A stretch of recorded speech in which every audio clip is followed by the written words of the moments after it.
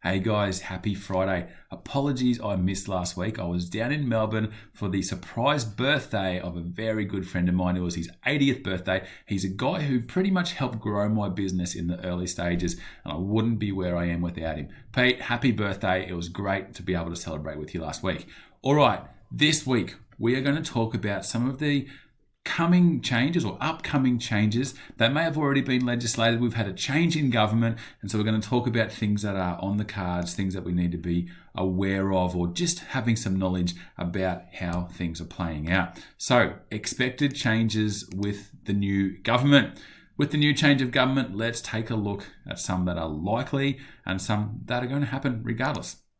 So, tax cuts already have been legislated. They don't take effect until 1 July 2024, so a couple more years, but there are going to be some tax cuts. You can see here some of the detail, but it's easier if I show you this.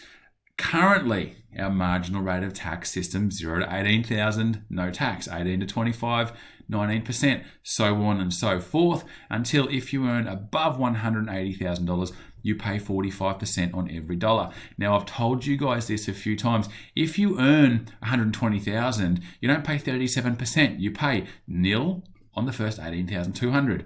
18,245, you pay 19%. So it's only the amount above where you start to pay that higher amount.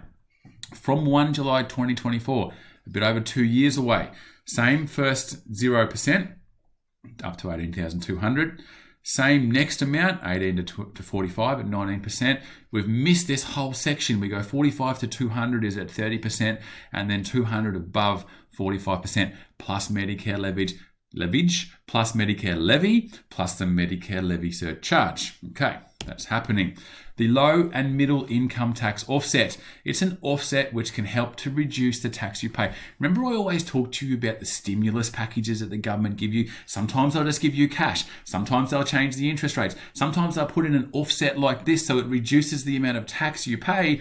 Why? Because you've got a little bit more money at tax time. You're going to go and spend it in the economy. It's going to help the economy tick along. It's going to keep people in jobs. The government's going to look like, oh, they are actually doing their job. So the $1,080 for people earning below $126,000, it's again scaled, is looking like increasing to $1,500, but they have intended to remove it after this financial year. So there's a change happening with respect to that one. Negative gearing, CGT, and franking credits. The new government has committed to not changing the rules around negative gearing, the 50% discount or refund of franking credits to people who don't pay tax. It's a pretty complex area. Maybe I'll do a Friday wrap on that topic. But the last election, Labor talked about making changes to a few of these things, and it's part of the reason why they didn't get in. So not surprisingly, they've suggested happily keeping these ones as they are.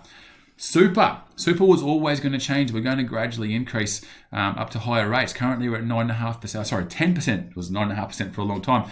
We're about to move to 10.5%. So your employer is now going to have to pay you more in super, an extra 0.5%. We've got a lot of clients where we salary sacrifice, or they salary sacrifice from our advice, up to the caps. So if your employer's putting in a little bit more, you won't have to salary sacrifice as much because you've got a bit more already. Leaves you a little bit less to reach that cap.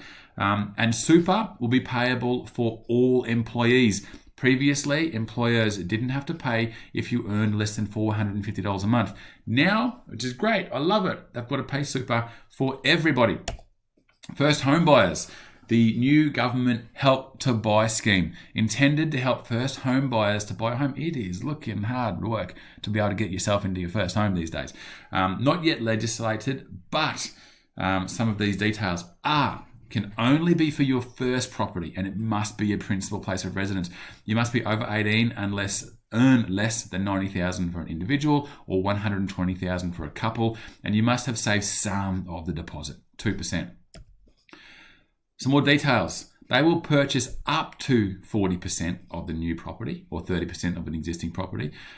You, as the buyer, are responsible for all the ongoing costs.